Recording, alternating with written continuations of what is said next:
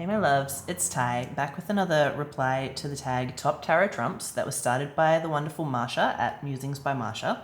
We're currently up to the Hermit. It's very fitting for my own situation recently. I've just been finishing out the uni semester, so I've been pretty hermit mode myself. I'm going to be looking at 5 of my favorite Hermit cards.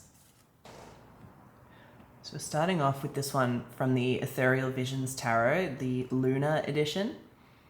The reason I've chosen to begin here is because I think it's the one that's kind of the closest mirroring the Rider-Waite-Smith Hermit, which all of these decks are based on the Rider-Waite-Smith system. So we have pretty much all of the same elements or parts of this card as we do in this one drawn by Pamela Coleman Smith. So we have this elder figure with the beard and the cloak carrying a lantern, and in the lantern is the 6-pointed star, which at this point I just want to point out, I love the silver effect on this card. I know that's a little bit divisive. Some people love it, some people hate it. I personally love it. But we have this 6-pointed star in the lantern, which we also have in this version.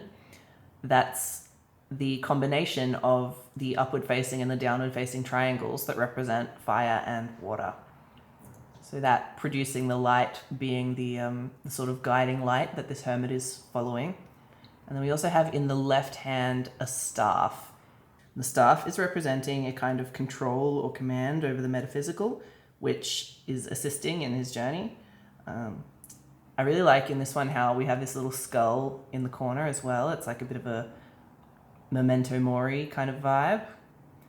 The overall color scheme and layout of this card is very similar to this one. We have this shades of blue that I think gives it a real kind of serenity and the idea of light in the darkness.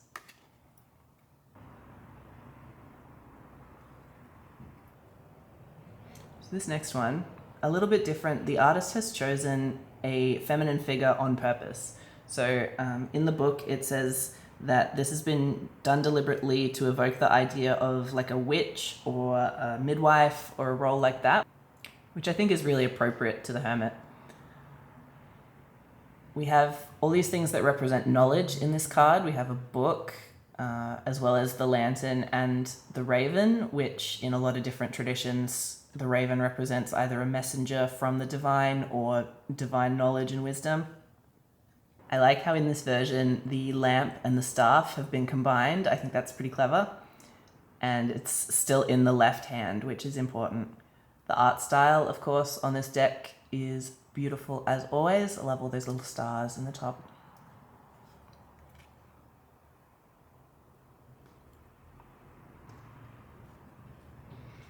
Next is this card from the Cosmic Tarot, which you can kind of see the steps in progression in each of these cards away from the traditional depictions. So here we still have this kind of lone figure in the darkness with the lamp, but the star is reflected in the sky instead of being contained within the lamp, which sort of shows the contemplation of both, I suppose, the natural world and the galaxy and the metaphysical outside of ourselves. In this one, we can't see if there is a staff because the left hand is hidden, which has its own sort of magical traditions in terms of hiding a hand.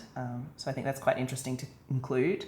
And as well, this one has, you can see the Virgo symbol here and some other astrological and planetary symbols on it, which apparently this deck deliberately included quite a lot of things like that so that it would be approachable for anyone to be able to use it, whereas, you know, it might take you a while to remember that the hermit is associated with Virgo. This one tells you that for you. So I think that's quite a subtle and not too intrusive way of doing that. You know, it's not just like written on the bottom like some cards might have.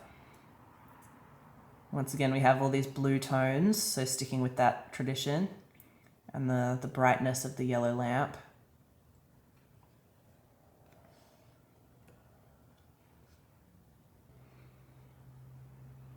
Next is from the Animal Totem Tarot, which has the sun actually acting as the lamp being framed between the mantis's, what are they called? Antennae, that's the one. So this deck kind of incorporates the idea of patience into its definition of the Hermit, which I think is really interesting. It talks about how the sun is quite a certain thing. So the sun will return again tomorrow. We just have to wait out the night. It also includes a little story about a mantis. It's a traditional tale about a mantis that when he had a problem, he would look into his dreams to solve the problem, which I think is, again, quite a clever way of thinking about the Hermit. This idea that sometimes we need to look into ourselves, go into dreams, meditation, silence, in order to resolve our problems, and then also to just recall that the light will return no matter how dark it looks currently, the sun will rise again.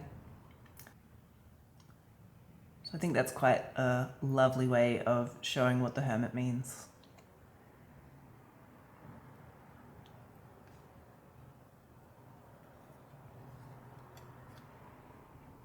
And the final one here is from The Wild Unknown, the pocket edition.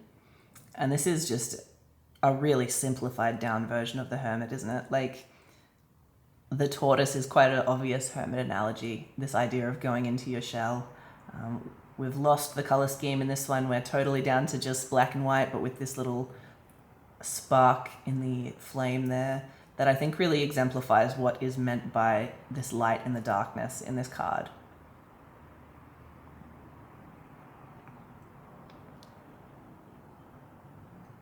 So I found it interesting when picking these out, just the way that they progress from being very close to the Rider-Waite-Smith version to just gradually changing aspects to then being the most basic.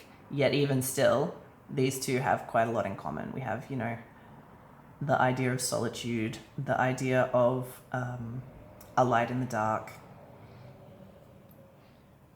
So those are my top 5 choices for Hermit cards. It's one of those cards that I find in most decks I really quite like it or quite relate to it in some way or another.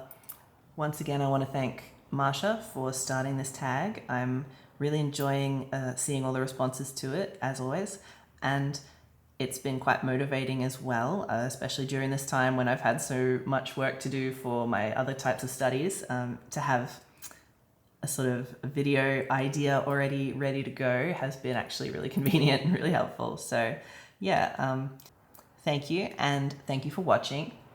If you're not already, please do subscribe, and I will see you in the next one. Bye.